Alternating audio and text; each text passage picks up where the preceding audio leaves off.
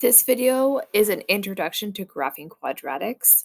We will discuss a series of vocabulary words and determine how to use those vocabulary words to find important pieces of the quadratic function.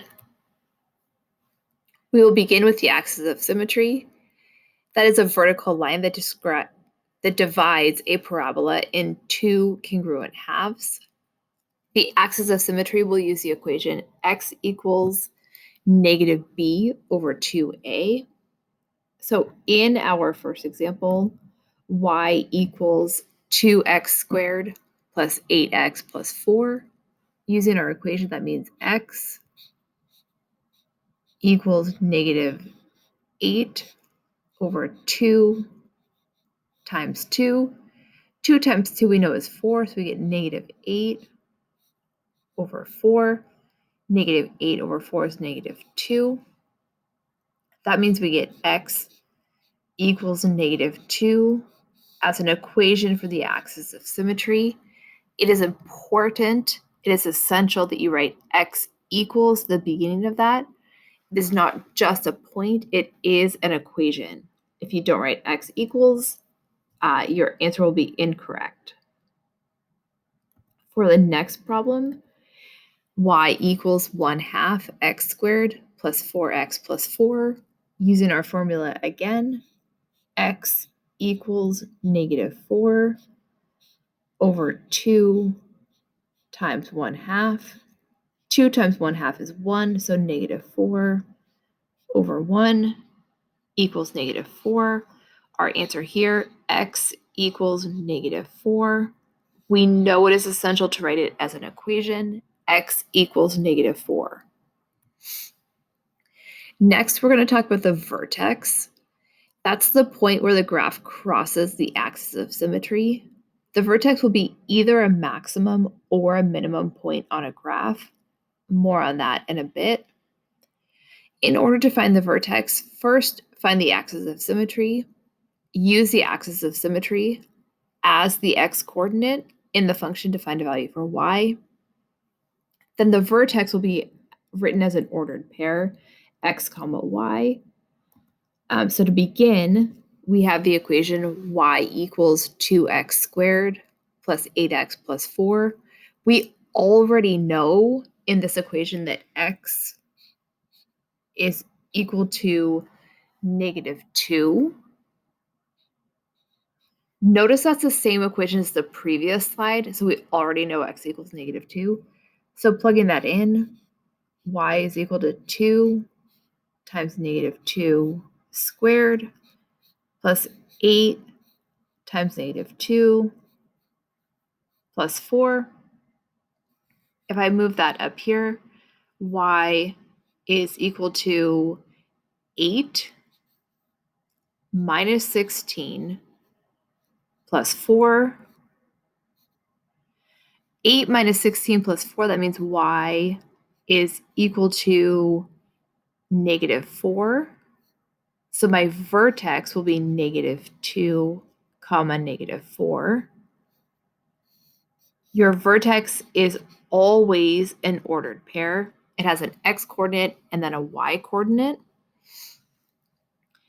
For our next example here, we have the same second equation that we had before. Y equals 1/2 x squared plus 4x plus 4. We know from before that x is equal to negative 4. We're going to plug that in. Y equals 1/2 times negative 4 squared plus 4 times negative 4 plus 4. If we simplify that, y is equal to 8 minus 16 plus 4. That means y equals negative 4. That means that our vertex is the point negative 4, negative 4. Just a coincidence there that we get the same y-coordinate on both of those. That does not always happen. Next, we're going to determine the x-intercepts. The x-intercepts will be the point on the graph where the parabola crosses the x-axis. Another word for x-intercepts is roots. X-intercept and roots can be used interchangeably, so make sure you know both of those as vocabulary words. To determine the x-intercepts, we're just going to look at the graph for now and look and see where the graph crosses the x-axis. Pretty soon we will learn how to do this from an equation. So in this first graph, I'm going to take a look here. Remember, the x-axis is the horizontal axis. So I see right here, I've got a point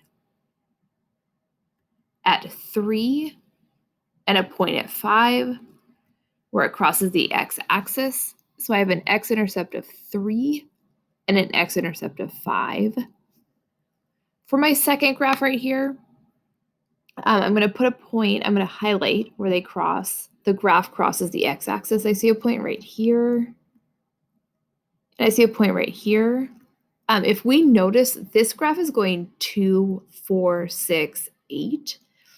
So although I can't see it exactly on the graph, I'm going to assume that this graph, this parabola here, crosses at 3 and 5. So again, I have an x-intercept of 3 and an x-intercept of 5. Next, we're going to talk about the y-intercept. The y-intercept is where the graph crosses the y-axis. To determine the y-intercept, we're going to look at the graph and determine which coordinate, this will only be one coordinate, where it crosses the y-axis. We have two graphs right here. If I look at this first one right here, I see that the graph crosses at -2. So my y-intercept here would be -2. If I look at the second graph, the graph itself crosses the y-axis at 2. So I would have a y-intercept of 2. Please rewind, rewatch this video as many times as you need to get all of the important vocabulary words. You should now work on the Delta math assignment.